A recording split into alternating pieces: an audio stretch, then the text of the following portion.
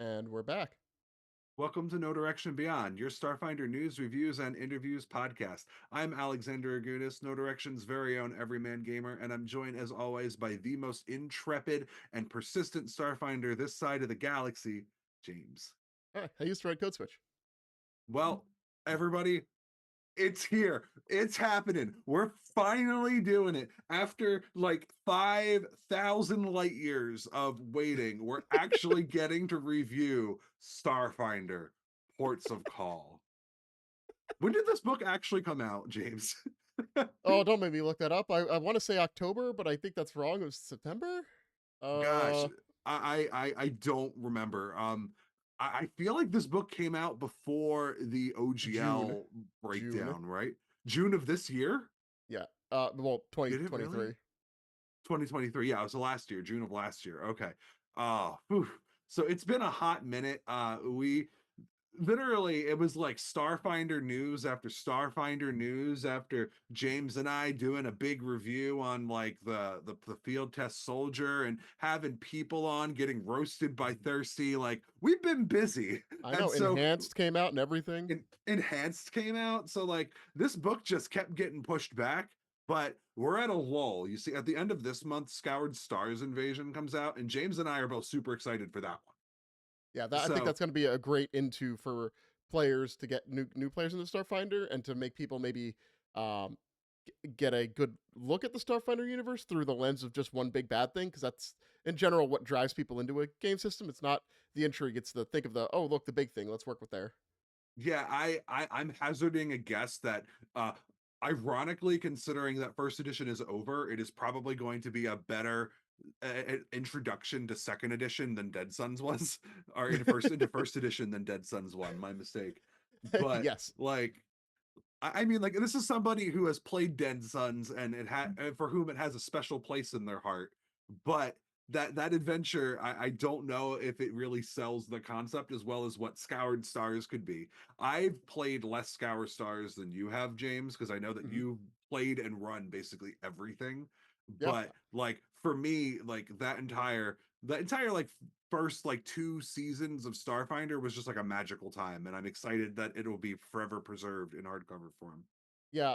The thing about Dead Sons and why I don't think it's good for first time players in that it's simple. A lot of things are very familiar, but it is limited in the way that new RPGs are, where they're still testing out the rule set.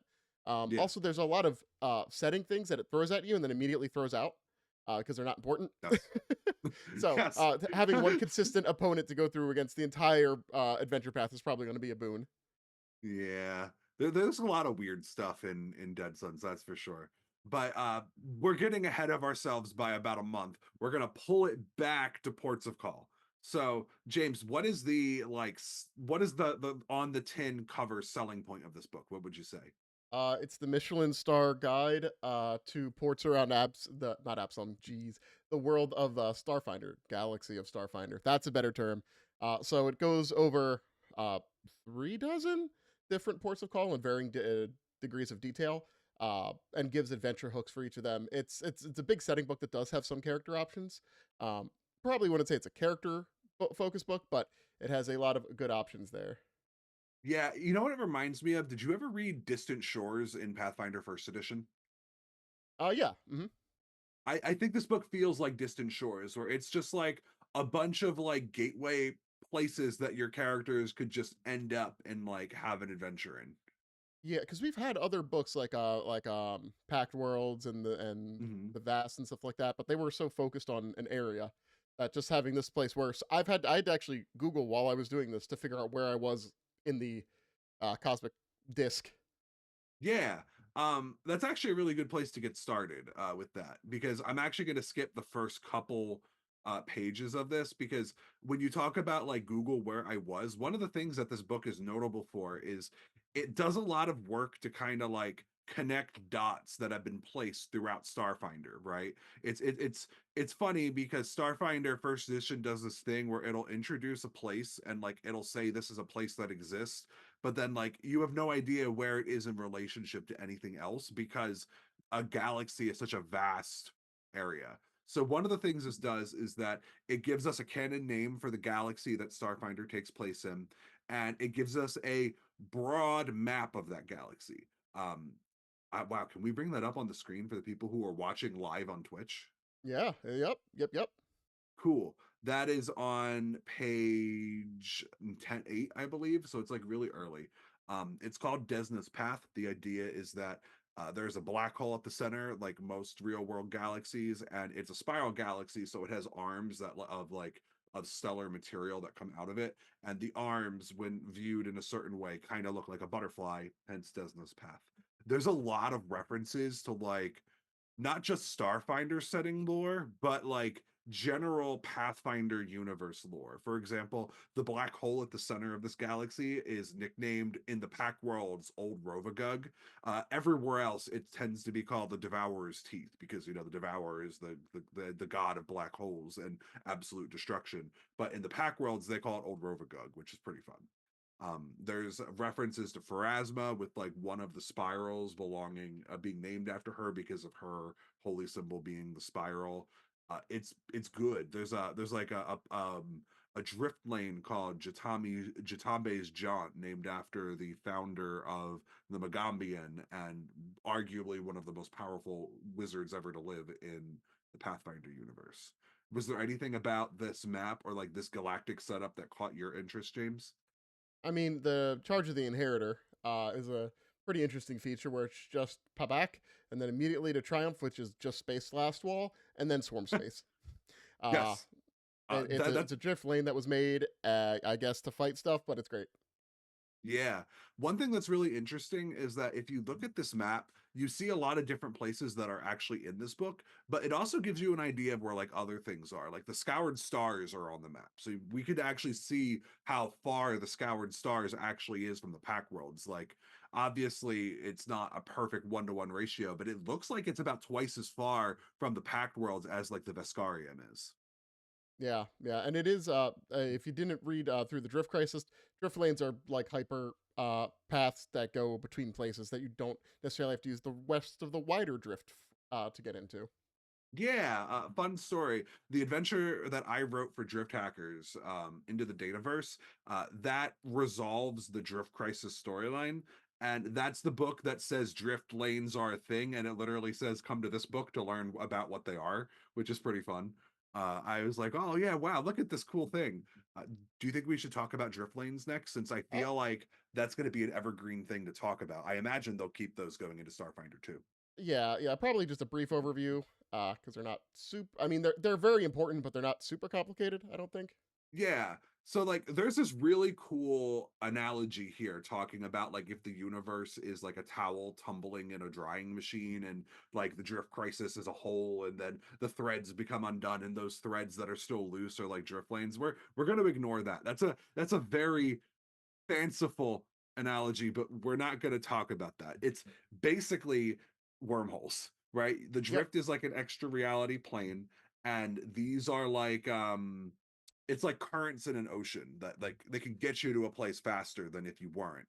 But the currents have boundaries. Like the best way I can put it is if you've ever seen Finding Nemo, it's like how the Australian like continental like current is depicted, where it's like this big funnel of like rushing water. Same Yeah. idea, Or the except Antarctic space. Ocean, how it doesn't mix Yeah, with the seas above it, yeah, or brine pools. yeah. There's a lot of stuff about here. There's a lot of description about like what the drift lanes are, what types of dangers there are. There's actually a whole section for like what it's like to engage in a starship combat in a drift lane, and it talks a lot about how like the interior tends to be 10 hexes wide and 2 hexes thick, which is pretty small.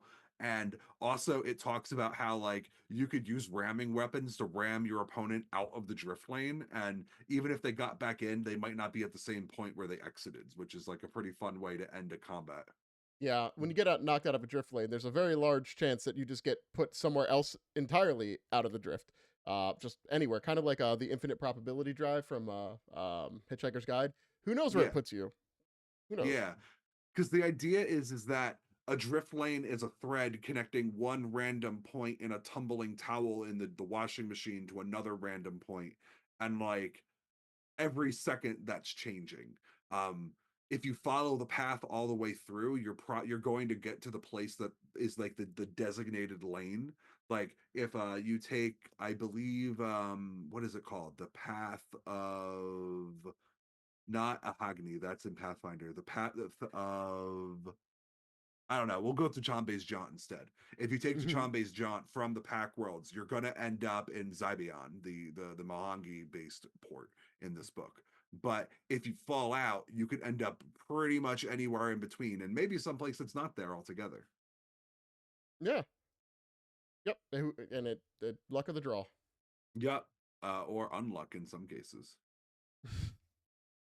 Now, And moving past those, this book has narrations from a couple NPCs. It's pretty fun. There's a Skittermander and a Sheeran. There's a lot of fun banter. There's a lot of character in this book. They tried to make it feel like a travel guide, which is cool. I like that. It's fine. yeah, yeah, it adds some flavor. Yeah, definitely. There's like a lot of, how would you say, high concept adventure writing stuff in this book. Yeah, yeah, some stuff that is really trying to get you to make your own adventure path based on like a couple very detailed hooks.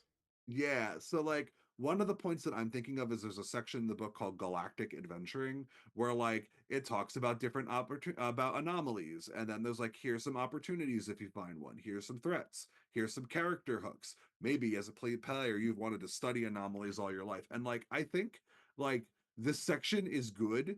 Like it's certainly fun, but I don't know. It's not my favorite part of the book. What do you think? I think they'll be helpful for people that want to expand their ability to GM games if they don't feel that they have those mental resources or that experience. But if you are somebody that you think has that experience, I think there's other things deeper in the book that'll be more helpful. Yeah, and well, the other thing too is like none of these adventure hooks are really targeted towards any of the content in the book. It's very general. It feels like somebody wrote this section and they wanted to write a general GMing guide for sci-fi adventures and not a Starfinder content section. Oh yeah, like Um, like a sci-fi adventure for dummies. yeah, kinda, and I I feel very neutral about it. Like I feel like there are a couple of shorter entries, like because one of to skip ahead, this book is split into like main ports, and there's like a good number of them. There's almost a dozen if I remember right. And then there's like a whole bunch of like smaller travelers toolbox kind of things where like this port only gets 2 pages or this port only gets 1 page. And like I almost wish that like this entire section was cut and you would just tell me more about one of these cool places. Yeah, yeah. Because Just some because of those like, places that have small descriptions are very interesting, but it might just because they're small. yeah, and I think that's one of my critiques about this book is like sometimes this book feels like it's trying to deepen a whole bunch of different places, like setting material in the Starfinder setting, and that's great. I love that. But then like there's a bunch of these random GM guides that are not specific to Starfinder or the content in this book that makes it feel like this book is confused about whether it wants to be a campaign setting expansion or whether it wants to be Starfinder, or not even Starfinder, sci-fi adventure writing for like a beginner's guide for that, which I don't know. I, I don't think it's a good thing or a bad thing. I think it's just a thing, and I Yeah. wish that more was put into Starfinder. I mean, it might just be a thing that's not for us, which is fine. That's true. Not everything in this book has to be for me. I just won't use Yeah. it. There are some species which I think is for everybody. Dude, I love them. Got double oozes? That surprised me. Double oozes. Double ooze and giants. I love giants. Yeah. So giants are super cool. One of the things they get is that they get a subspecies, kind of like how Lashunta have two different subspecies, but like these are fire, hill, slag, and stone giant. And so you could just like pick a different type of giant and be a different type of giant. I think all the subspecies they picked are large because this is only a large giant, like, and I almost said Species. ancestry Hmm. species. Yeah. There's also a cool ability for like using thrown weapons, which I think is pretty cool. Yeah, and just Um, throwing rocks. yeah, I do like throwing rocks. Uh, I like this ability altogether. One of the things that is pretty cool about expert thrower that I like is most of the ability is kind of like a couple bits and pieces of a couple different feats cobbled together to make this really good ability. So like this doesn't feel like a thing that I couldn't do with any character, but it feels like a thing that's very giant because it's like a couple different options all put together into one good option. Does that make sense? Yeah, yeah, yeah. I totally get you. Yeah. Makes it I usable. I saw it and it was like, this is usable. Most species feats that do attacks aren't super usable. Yes, agreed. Speaking of things that are usable, there is the Selamid, Selamid. Selamid, Selamid. Yeah, let's go with that one. I like that. They are advanced oozes. Their bodies are made of flexible protoplasm within a semi-rigid membrane, and they can like kind of change their shapes up a bit. They don't have a lot of the ooze immunities. They don't get immunity to critical hits. They aren't mindless. That does mean they get to gain and use skills though, which oozes actually can't do by default in Yeah, Starfinder. I think this Yeah, was in in near space. I think these were written about. yeah, I think so. I think you're right. The Uh, best thing about them is they can't see, so you can never subject them to sight effects. Yes, they are sightless, and they get blind sense, which honestly, being able to have your whole body wiggle and jiggle, and then knowing where things are might be better than regular vision. I mean, within 60 feet, yeah. Yes. I also think it's funny that like one of their racial abilities is just yeah, if I put you in gear, the goo fills the gear into the perfect shape, which is pretty funny. I just like this idea that you have this Selamid that like goes to different ports in the ports of Callbook and like, oh look, this one is made for Vesks. Look, I can fill it like I'm a Vest shaped jello mold. And look, I can fill this one like I'm a kobold shaped jello mold. I just think that's funny. I Yeah, like them. and then you have the Fear, which is the next ooze one, with 2 hit points base, Oh, which the is great poor because boys. they're like a gas ooze. Listen, And you pop them and they just all float out. It's like popping a balloon. they are amorphous, so they do get a similar rule to a lot of oozes, where they don't take double damage from crits. They still get crit effects, but at least they're not taking extra Mhm. damage, which is cool. And Yeah, they look like Mr. Freeze from that 1991 Batman movie. At least this art does. they do. This art, it looks like Mr. Freeze, but he's like Raphael from Teenage Mutant Ninja Turtles.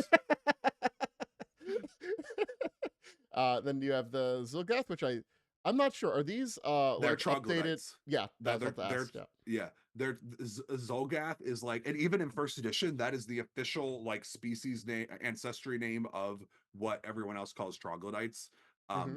Troglodyte is considered like a derogatory term in the Pathfinder universe, like to this species. This is their actual species. Kind of like calling a person a troglodyte in real life. Weird. Wow, yeah, so Uh, weird. yeah.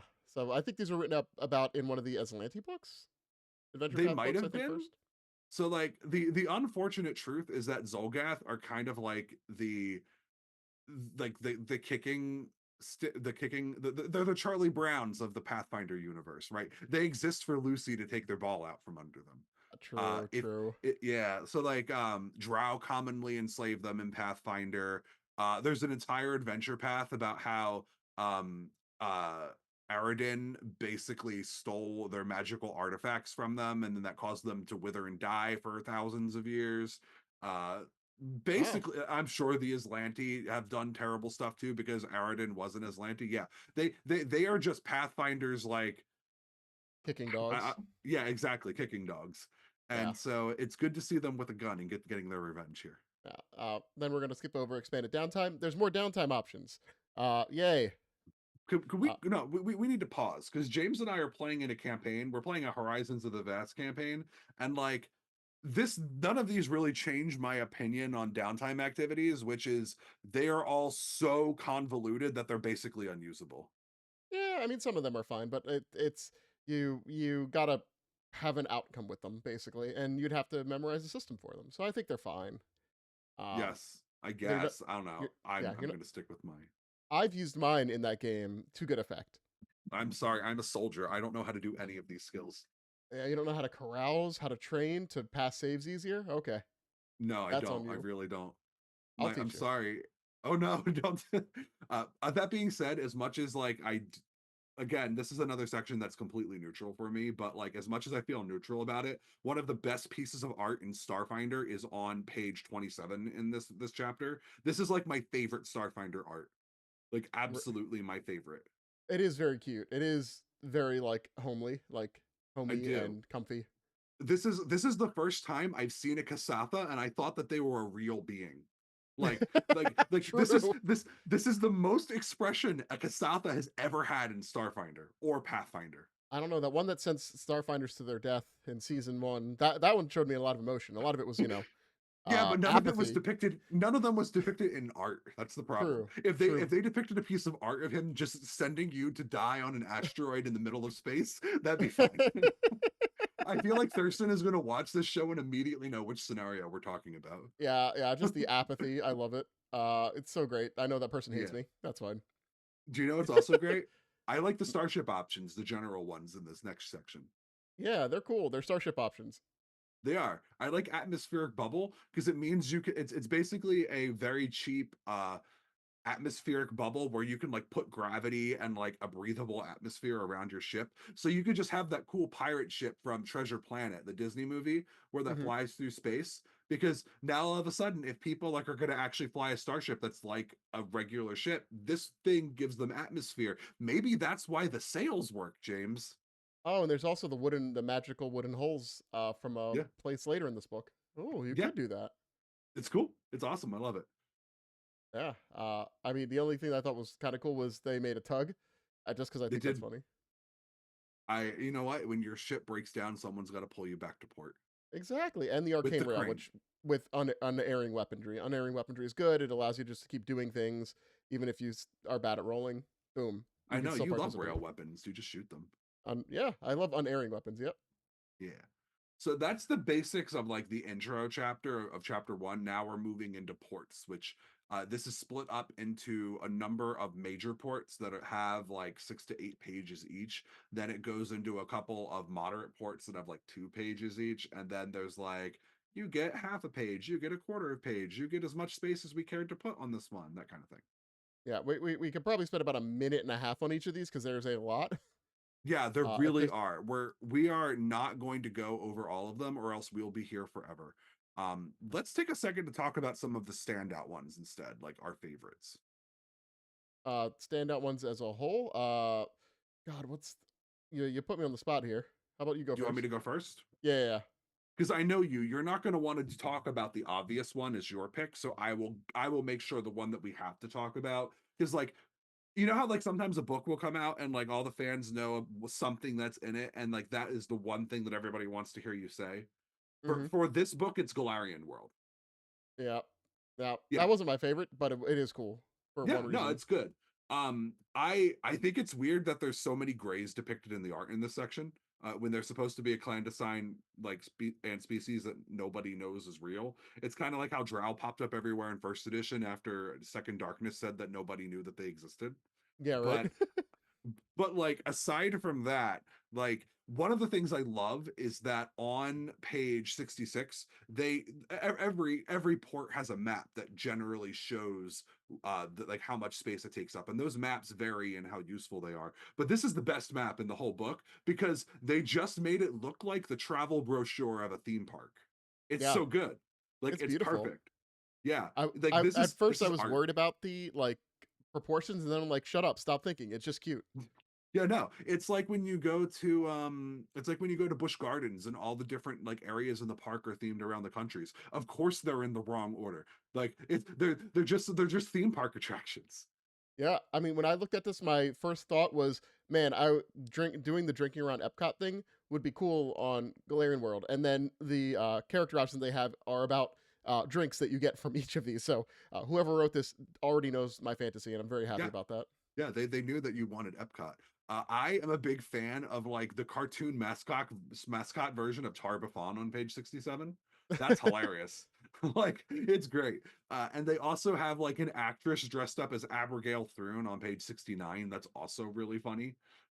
It's basically if you want an idea of what this is, alien powered Disney World. There's like weird warp artifacts here, and they power this replica of Galarian. It exists along a newly formed drift lane. Travelers come here as like a holiday destination. All the actors remain in character. Like every major ruler of historic Galarian has like actors who portray them. Like in this one, it's Abigail Thrune. Princess Eutropa of Taldor is another one that's called out, and I imagine that Anastasia from Irison is probably going to be one too. But it's good. It's very fun.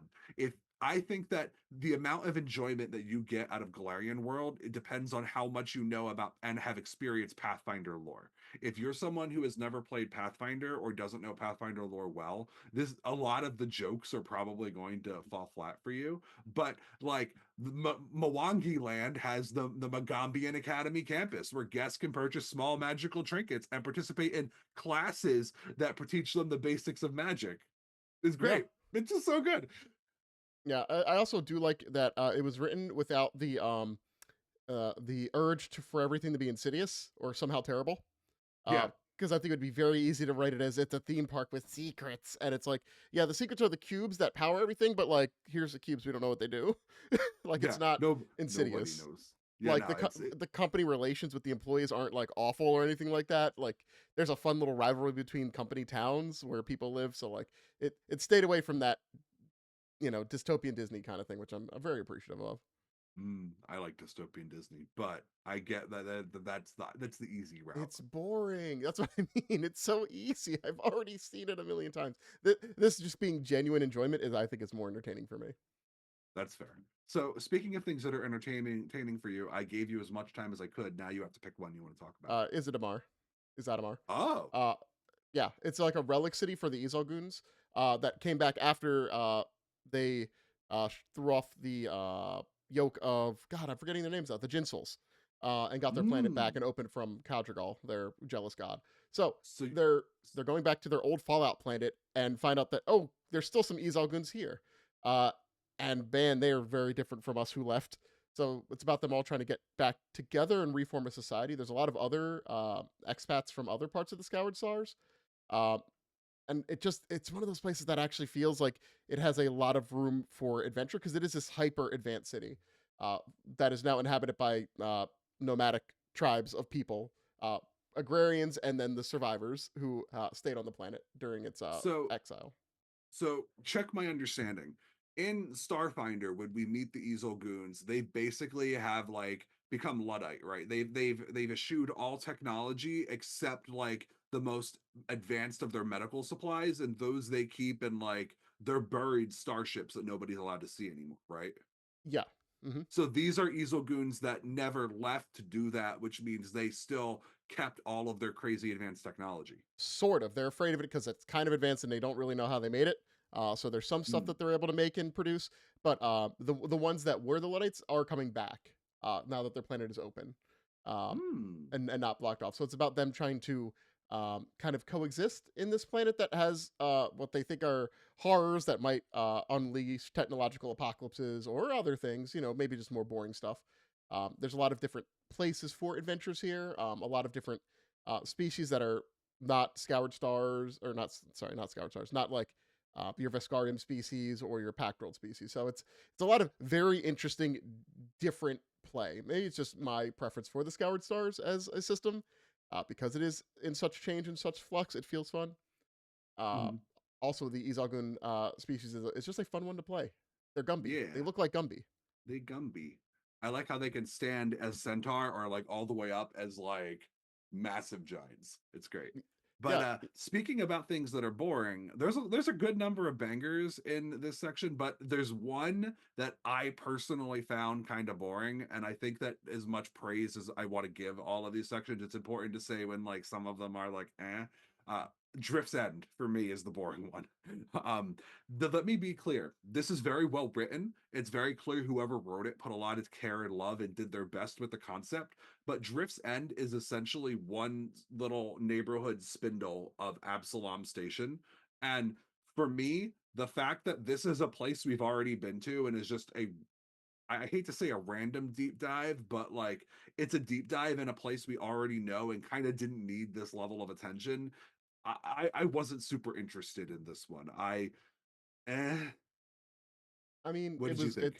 it's good that it's there, especially if you're doing Starfinder Society stuff, because this is where the Starfinder Society Lore Star Complex is. There is some Mhm. interesting tidbits about like services to rent out like sublet apartments from Starfinders while they're out on missions. That's pretty funny. That's true. That is pretty funny. I do like I admit that I do like the Starfinder tie-ins. It's just everything else. I'm just like, could we have gotten another planet? Just a different one in the Pact Worlds, please? No? Okay. Yeah, I mean, it could have Like, been. It might have been. It might have felt better if it was part of an adventure path that had this featured, and it went into a lot of this stuff. But I yeah, understand not wanting to put adventure path pages on something like this. So yeah, I agree. But it's there. It's fine. Like I said, it's well written, and if you are running an Absalom adventure in station adventure, like I think that this is probably the most in depth and fleshed out area in the station. Since it's the most content it has gotten since its Pack Worlds debut back in 2018, I think was the year that Pack Worlds came out. So like, yeah, it's useful. I just would have liked something else. I think it's funny that one of the optional problems is called Dinosaur Crisis. I love That's that very, game. Do you remember that game? yes, I love that vaguely, game. I wish they'd very re-release it. vaguely. Yes. Was there any other of the big ones you thought really needed to be like called out? Like whether it's because the content was good for like the adventure writing or like the rules are really good that you want to talk about? Because one thing we haven't mentioned is that every single one of these big articles has like 2 pages of player options that go with it. For example, the Absalom one has a bunch of different technological items like a paint sprayer and a paint remover, and we talked about uh uh is a Damar, which has a couple cool spells like Conjure Grenade and Junk Grenade and Mind Brought Messenger. Yeah, Contra Grenade's a cantrip. Yeah, it's a competitive cantrip. It's a D4 damage grenade, which is pretty good. Like That's that's free. comparable.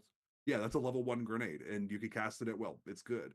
And the junk grenades make appropriate grenades for their level, but it makes 3 if you cast them on level, or 1 level lower, you get 5. That is a very cost-effective grenade bundle. That is. Yeah, I also at first was like, well, I don't know the top flight application of that, but then I realized you can just take a grenade launcher, get proficiency in that, so you can get weapon specialization, and now you're adding static damage onto it. At least I have to reread. I haven't used grenades in a while, uh, Yeah, I but think being you shot from that said weapon does it. I think you said before we started talking about the show that you wanted to talk about Precipice specifically for its player options, No, right? not Precipice, Outpost Z. Oh, Uh, I thought that the nanosite ones were in Precipice. no, wait, am I tripping on which one? The Oh nanosite ones? gosh, there's 2 different Yeah. pages with nanosite necks. Nanocytes give us more stuff. Outpost Z is like a Lex style station. It was an old Aslanti mining laser that eventually became not important. And Brakim moved in, and while Brakim kind of make my stomach turn, at least I think they're interesting. Uh, with they're all Stretch Armstrongs with I really think they're supposed to make your stomach turn. I think that's I the intent. they're Stretch Armstrongs, but they're greasy on the inside and outside, and their eyes are this Did you awful did you piercing see the red. art of the one in this book where he's Yeah, not a stretch Armstrong, he's a scrunch Armstrong? yeah, but he's a hero. It's, The man ferries refugees from the Atlantis Star Empire. Like he and gosh, I just want to stay away from him. that's so much better than every Bracken we've ever played with at the Philadelphia Lodge. All of the Philadelphia lodges we've ever played with have just been gremlin people. They're just disgusting wet people. But even so, the art it's like if I were to shake his hand, I wouldn't like it. Like it'd be too soft. Just it'd be like it'd be squishy like a balloon. I don't know. It kind of grosses me out, but that's fine. They're fine. It's fine. So the reason why the nanosite options excite me is they give you abilities to split up how your cloud works.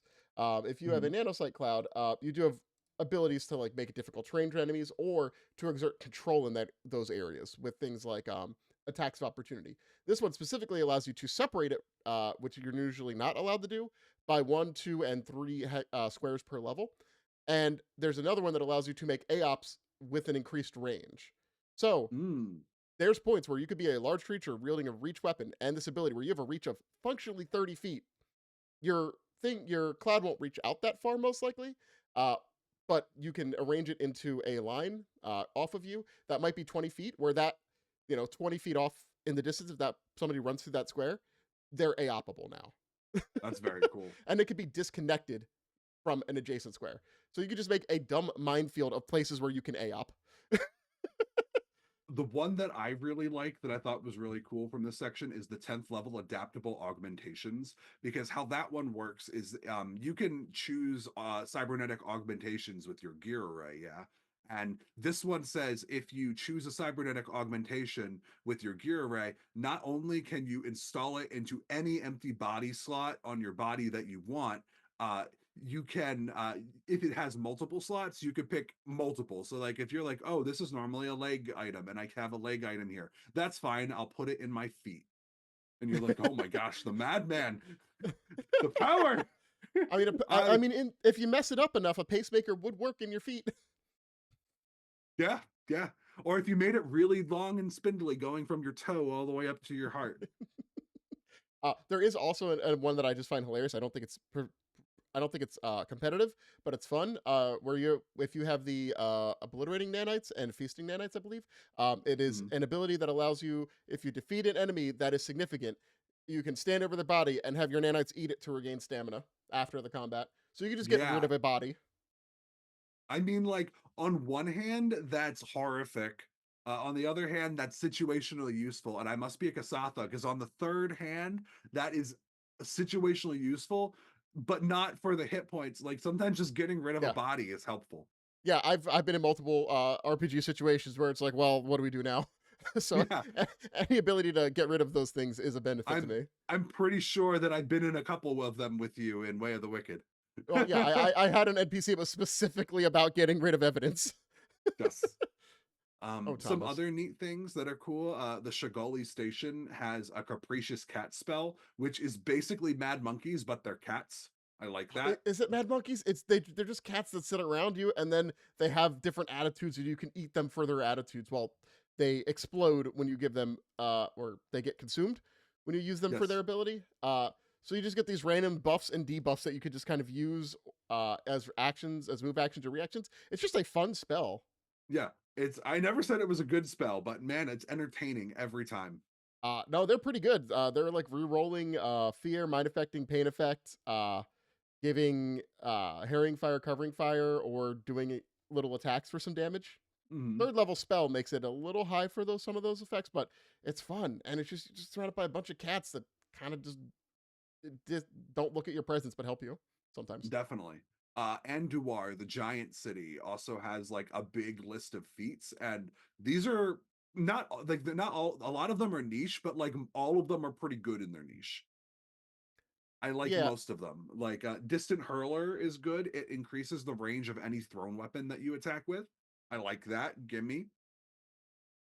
Impressive flex is pretty funny. You can attempt. It's basically dazzling display, but with like silliness factor because you're going ha. oh yeah, counter grapple. Yeah, counter grapple's not. You know what? Counter grapple is one of those things where like it's not great because it's very specific, but like in the specific situation that your GM is constantly grabbing you and trying to eat you, you it is like the no, you don't counter grapple, and it's literally just like a +2 bonus or whatever. No, But no, it's fine. you're missing the grand picture of it. As a reaction after a creature successfully uses the grapple against you but doesn't Oh, pin I'm you, thinking of you interrupt. muscular retort. Right, you Yeah, interrupt their turn to counter their grapple. that's funny. Yeah, no, that's very good. Yeah, I think they're niche, but they're fun. I like them. And I think there was one more section that I wanted to talk about. I don't remember which one it was because there's a really cool like recall knowledge based archetype. There are two archetypes in this book. One of them is called Deep Delver, which is mostly about like fighting and being proficient underground. And there is a second one. It's with uh Javorn, I think Mhm. is its name.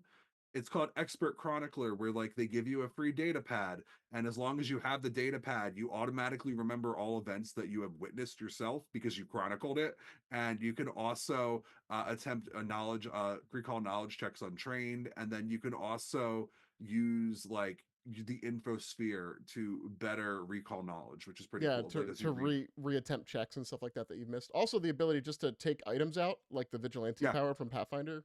yeah, it's very good. Mhm. It's basically a loan because you have to pay it back, which is meh. But it's especially when you get higher in levels, you're getting to the point where you can buy something like a white nano hypo white hypo nanite pen, which is something that would be like a restoration, which especially at higher levels, is going to be useful.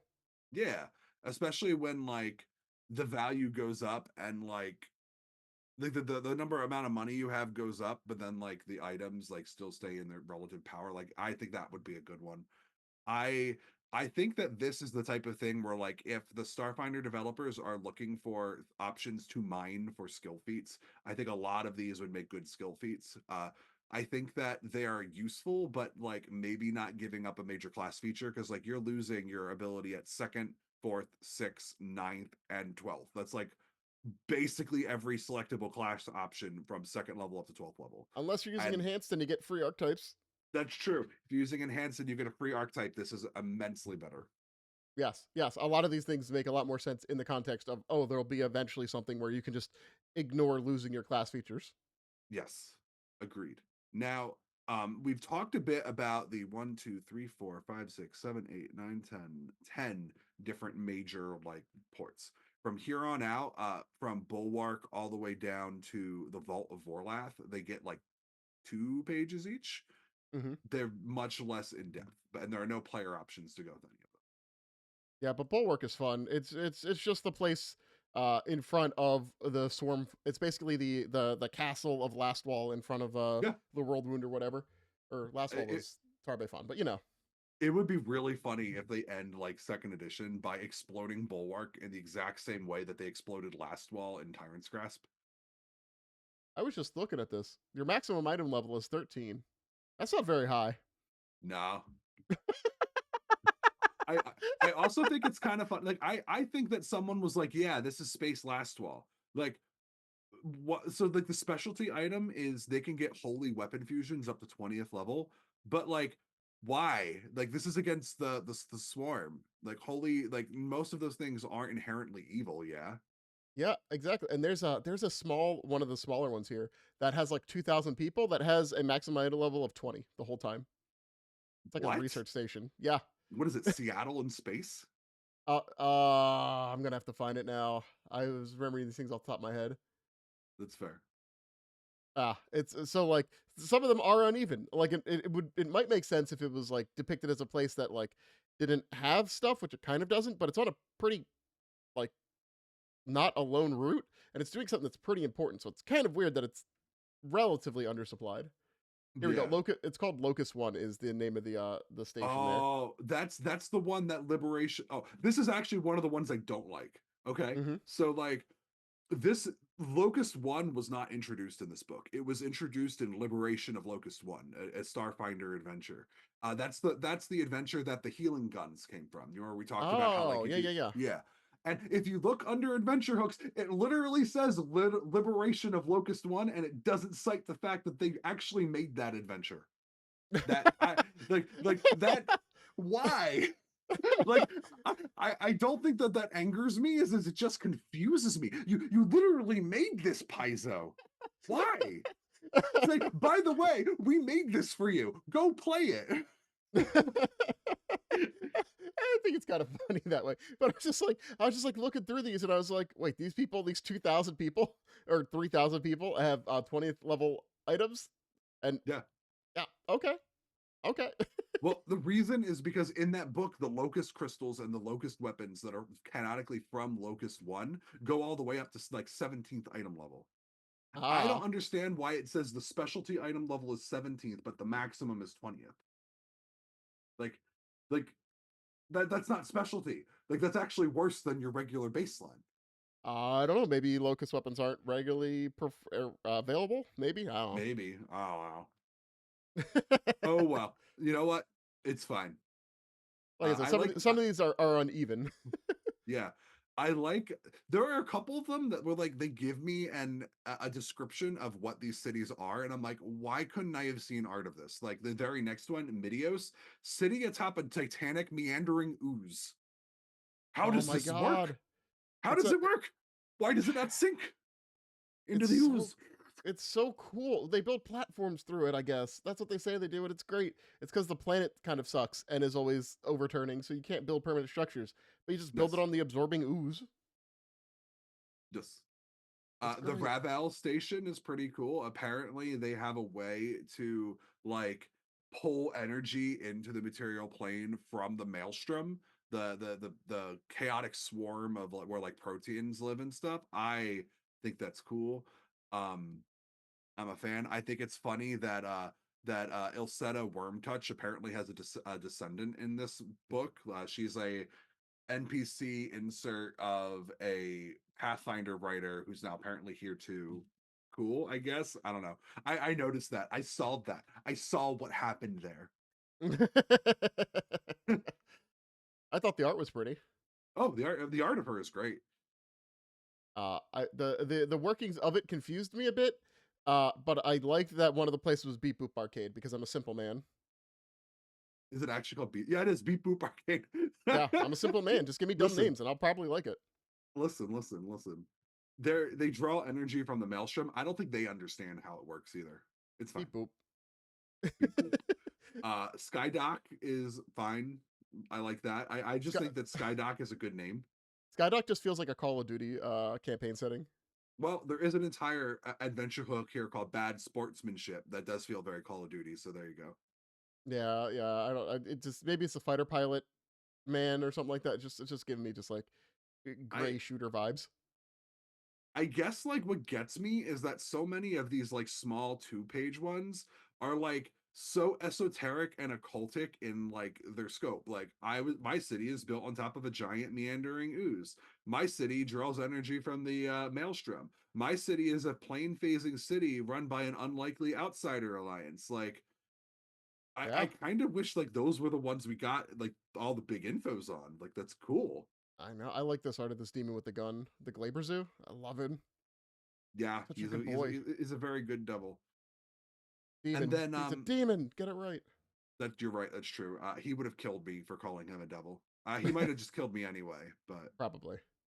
then after that, we get like it's about 2 pages of like types of settlements in terms of like what their deal is. So like one of them is accord ports. So most of them are about like unities of different species or like so like one of them in that one section is called Yajul, which is a tropical resort for the living and the undead. It's an accord of living and death. Cool.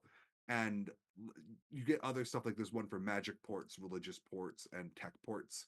I is there any you wanted to go over specifically for any of those? Last call because they gave it art and it looks like an Imperium of Man warship from 40K, and I'm so digging it. It's Yeah, I think that's the style of Ayamade and the Knights of Galarian, yeah. yeah, yeah. It's like a reliquary like Gothic style. So like it's not oh no they're copying. I mean it's just a Mhm. good style. No, Uh it's a good style, I but agree. it's a great ship that just goes around and it's like enforce the order. Enforce the Yeah, order. I love it. I love it too.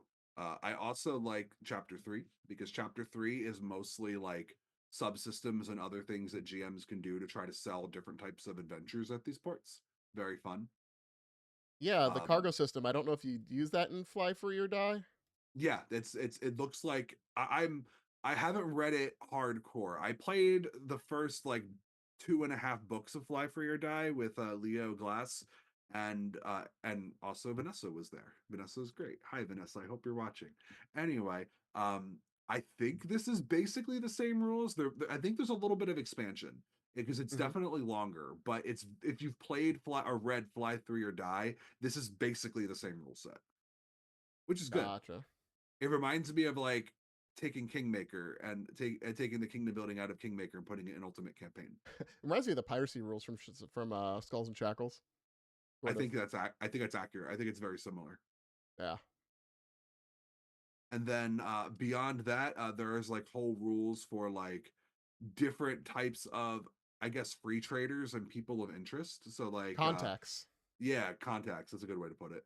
There's a good spread of different people. You've got a goblin. They're called Ifrits in Starfinder. Pathfinder just changed them to the Nolly, I think, because you can't use Ifrit. I don't remember. There's like an OGL orc reason. And then you have like there's a Sheeran, there's a Strix. Like there's a lot of good spreads of different people. I That like the Strix one. Skittermander's got like crazy fangs, and I He think looks he like wants to kill Sonic. someone. That Skitterman looks like Sonic. Sonic the Skittermander. Also, Mr. Oath Day. I love him. He looks like a ghoul from Fallout, and he's amazing. He's probably a reference to that, isn't he? Isn't there a Mr. Wednesday in Fallout? Oh my god, you might be right. Either way, Because he's amazing. He just like hunts down people to get his stuff back. yeah, because Oath Day is Wednesday in Pathfinder, Starfinder. Yeah. I Yeah. think that's a reference to him. Yeah, you're I didn't even catch on that. Also the Yeah, surprised mongoose here or surprised that Brunieri, Renary. that was Raka before her husband got brutally murdered in Signal of Screams. Such good art. And the artist, I don't know what species is Ivy. Ivy. Uh, I don't. It Is that a said Lashunta? I think it's a she looks Lashunta. like a Lashunta. If I skim it, it says a household name throughout Castrovel. So I'm Yeah. guessing it's a Lashunta. It definitely doesn't tell you though, Yeah. Yeah. It which doesn't tell you might about the be Strix one either. which might be difficult for like if someone who has like a visual impairment is trying to read this with like a text reader, they're just not gonna know. just kind of figure it out, just make it up. It's fine. Also, I love all the Trox because they look like horrible, terrible, screaming monsters, and they're just really nice guys. Yeah, we're actually pretty okay. I like how like the Mari, the professional traveler, she's just like I don't know what she's eating, but she makes it look like it's very good. This is one of my favorite pieces of art I've seen in so long. This just looks like a National Geographic candid photo or something like that, of just like a Yeah, it's travel. I very love good. it. It's I like this. The book starts. I think this is the first piece of individual art, and it is so good. It is such a banger. This is Yeah, on there with like the art of Navasi holding those pistols from last book from Enhance. yeah, that's It's it's your so good. favorite art in this one. It's so If good. you go on the next page for it starts with side jobs. Anybody who has gotten like Fly Free or Die or like a couple of the recent adventure paths, if they put side quests in them called side jobs for things you can do. And this book has 4 side jobs to conclude the chapter. The first side job, you cannot. I don't remember which Karasha Lashunta. First of all, I love this because like they describe the Karasha Lashunta as being like extra hairy and like thicker and like no, the art doesn't do a good job of like showing that detail very often. They usually like the two sub races usually look exactly the same. This art of this woman matches it perfectly. Also in my head canon, she speaks in a Minnesotan accent. She looks like she looks like her accent is Minnesotan to me. Or She's just so Zookeeper. happy. Zookeeper accent? Yeah, yeah, like somebody that spends their time just like talking about animals behind them in like a loud voice. Yeah, You yeah, ever that's meet fair. people that can't turn off presenter mode? Like those type of people. That's fair. Like we have a friend like that. Yeah, yep. We were at his wedding. And then there's also a horrific picture of an akata being birthed from its no quill cocoon. I like that. Uh, and yeah, I these jobs are good. Like it's 2 encounters, couple of like information on how to get there, what the job is, what the reward is. Like if you've seen the side jobs before, this is the same, and the rules look good. Like it's a mini adventure on 2 pages. Yeah, I kind of wish they'd give you the stat blocks, but I guess I assume you're running something, you have access to that book. Yeah, Bring it it's up fair. yourself. Bring it up in the wiki or something like that, but not Listen. wiki on Aeon. They But they stat out the traps for you. that is That's all good. you need. I Yeah, hate looking up traps. I'd rather look up monsters than traps. yeah. And then after that, there's a very nicely illustrated index that tells you where you can find all the different options. I like this index. I think it's good. Yeah, some of the indexes are just walls of text, which make it hard. But this is, there's good Yeah, visual. Oh, I need to go here. Sorry, I'm just also coming from BattleTech, where looking in the back of the index is immediately helpful, but super overwhelming because it's 6 point font of very that's technical fair. words that are all the same. So this is a breath of fresh air for me. Yeah, very good. Also, that's a summary of Ports of Call. We did it. We got through the whole book, and it didn't take us 15 minutes above time. What did you think, James? I think I like the book. I will be digging back in to get a little more in depth with some of the worlds. I think there's some parts that flesh out lore wise what you might want from certain characters in certain places. Hmm. Um, I don't know if as a player you'd want to buy this book in specific. Um, there are a couple good options. I don't think any of them really make or break your build, especially with some stuff that came out later with enhanced and how they redid Starship Yeah, Combat again. Um, but as a somebody who's trying to get other people into the setting, as somebody who maybe runs some games, this might be very helpful for filling in those gaps. And there's some fun places to set up your own adventures if you're like wondering what do I do in this setting. Yeah, I agree with everything you said. I think that this book, like if you're a new GM looking to run Starfinder, this probably isn't your first stop. You probably want Pack Worlds. But like if you're a GM who is looking for ideas on things to do, you're looking to set out your own campaign setting, you know a lot about like the core of what Starfinder's story is, this is a good expansion. This feels like almost like an advanced game master's guide so much like there's like a lot of there's a good mix of different places to go, people to see, stuff to do, items to go along with it, different subsystems to really flesh it out along the way.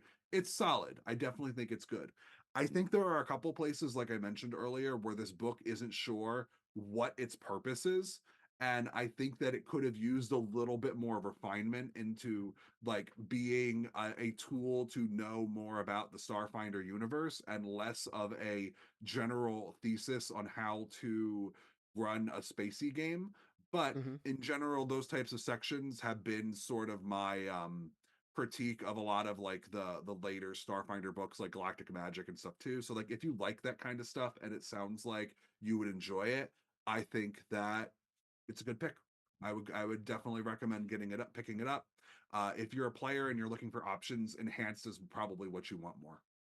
Yeah, I will also say I don't think there's any Starfinder book that isn't good to have. I think Starfinder Mm, First Edition is a very good and fun game, and everything that comes with it together is great. I don't think we're at a point where people are inherently like having to choose between stuff very often. Um, so like, I feel like just getting the whole collection uh, to protect yourself in case 2E might not be what you want. It's probably a good idea. yeah. I agree completely. I think that Starfinder in general is much better at making books that there's at least a reason for everyone to pick up. It's not something that Pathfinder 2e does quite as well. You'll get giant bestiary books that have no reason for players to buy them unless they're like summoning a monster or something. So I Yeah, prefer this. I think that books are cooler when they feel like they're holistic. yeah. This does Speaking touch of on a the lot of things. Yeah. Speaking of things that are holistic, I wanted to take the last like minute or two that James and I have left to acknowledge that since our last show, the Field Test 3 playtest, not quite a playtest document has come out. I don't think James and I are going to dedicate a whole episode to this one because if you are familiar with Pathfinder Second Edition, this really isn't anything new. Like this it shows that Ancestries and Starfinder are going to use the same essential rules. Like the two Ancestries that ended up getting picked were Android and Vesk, which those were not the ones that I personally picked, but I think that these were a good two to get to see to kind of like get a feel for what Ancestries would look like. James, remind me, what did you vote for again? That yours were cool, right? I think it was Android and Barathu. Yeah, so you got one of the two that you liked. Hmm. Um, so I compared a bit of this to the Android and Pathfinder Second Edition. The core like statistics, like hit points and stuff, are basically all the same. There are unique heritages for the Android, and not every single ancestry feat is new, but like most of them are themed around how androids are presented in Starfinder, which is good.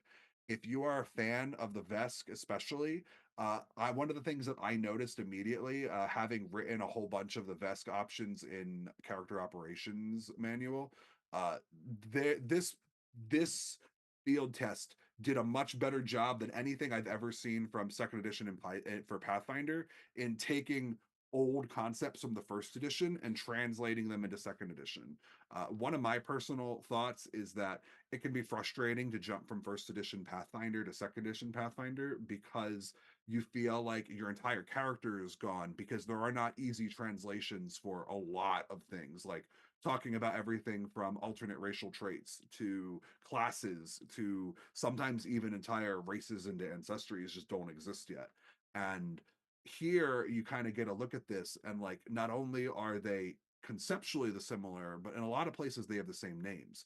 One good example is that the Venom Thought Vesk is Venom Thought is an alternate racial trait in character operations manual, and it's now an ancestry here in this field test.